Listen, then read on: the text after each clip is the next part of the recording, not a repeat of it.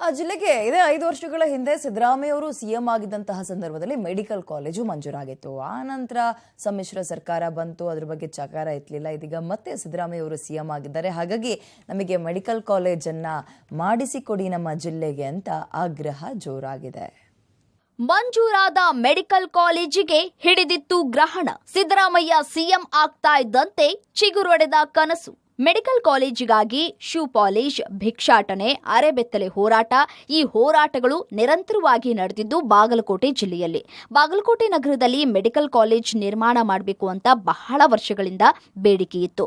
ಆ ಬೇಡಿಕೆಗೆ ಸಿದ್ದರಾಮಯ್ಯ 2013ರಲ್ಲಿ ಸಿಎಂ ಆದಾಗ ಫಲ ಸಿಕ್ತು. 2014-15ರ ವೇಳೆ ಆಗಿನ ಬಾಗಲಕೋಟೆ ಶಾಸಕ HY ಮೇಟಿ ಪ್ರಯತ್ನದ ಮೇರೆಗೆ ಸಿದ್ದರಾಮಯ್ಯ ಮಂಜೂರು ಮಾಡಿದ್ರು. ಆದರೆ ನಂತರ ಬಂದ ಸಮ್ಮಿಶ್ರ ಸರ್ಕಾರ ಬಿಜೆಪಿ ಸರ್ಕಾರದಲ್ಲಿ ಇದರ ಪರ ಧ್ವನಿ ಎತ್ತಲೇ ಇಲ್ಲ.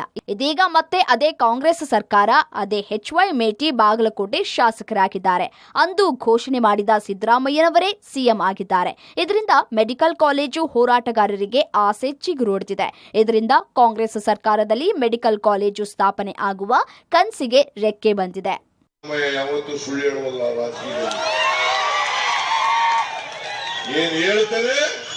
ಅದು ಮಾಡೇ ಮಾಡ್ತೀವಿ.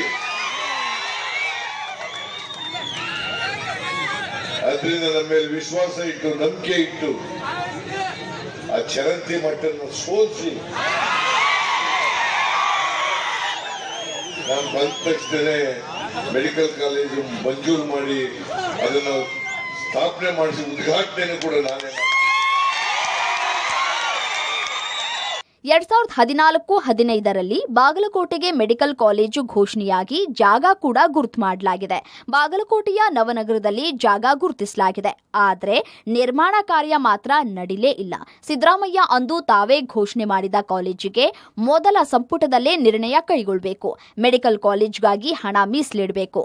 ಆದಷ್ಟು ಬೇಗ ಮೆಡಿಕಲ್ ಕಾಲೇಜು ನಿರ್ಮಾಣ ಕಾರ್ಯ ಕೈಗೊಳ್ಳಬೇಕು ಅಂತಿದ್ದಾರೆ. ಇಲ್ಲದಿದ್ದರೆ ಮತ್ತೆ ನಮ್ಮ ಹೋರಾಟ ಶುರುವಾಗಲಿದೆ ಅಂತಾರೆ. ಸಿದ್ದರಾಮಯ್ಯನವರು ಮೊನ್ನೆ ಚುನಾವಣೆ ಪ್ರಚಾರಕ್ಕೆ ಬಂದಾಗ ತಾವೇ ಖುದ್ದಾಗಿ ಹೇಳಿದರು, ಇಲ್ಲಿ ಬಾಗಲಕೋಟೆಯ ಸರ್ಕಾರಿ ವೈದ್ಯಕೀಯ ಕಾಲೇಜಿಗೆ ಅನುದಾನ ಕೊಡ್ತೀನಿ, ಅದರ ಶಿಲಾನ್ಯಾಸ ಕೂಡ ನಾನೇ ಮಾಡ್ತೀನಿ ಅಂತ ಭರವಸೆಯನ್ನು ಕೊಟ್ಟು ಹೋಗಿದ್ರು.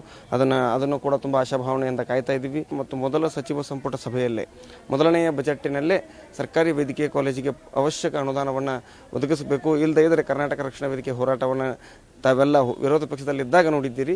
ಈಗ ನೀವು ಆಡಳಿತದಲ್ಲಿರುವಾಗಲೂ ಕೂಡ ಕರ್ನಾಟಕ ರಕ್ಷಣಾ ವೇದಿಕೆ ಹೋರಾಟವನ್ನು ಎದುರಿಸಬೇಕಾಗಂತ ಈ ಮೂಲಕ ಎಚ್ಚರಿಸ್ತೇನೆ. ಒಟ್ನಲ್ಲಿ ಸಿದ್ದರಾಮಯ್ಯ ತಾವೇ ಘೋಷಣೆ ಮಾಡಿದ ಹಿನ್ನೆಲೆ ಬಾಗಲಕೋಟೆ ಸರ್ಕಾರಿ ಮೆಡಿಕಲ್ ಕಾಲೇಜು ಬೇಗ ತಲೆ ಎತ್ತಬಹುದು ಎಂಬ ನಿರೀಕ್ಷೆ ಬಾಗಲಕೋಟೆ ಜನರಲ್ಲಿದೆ.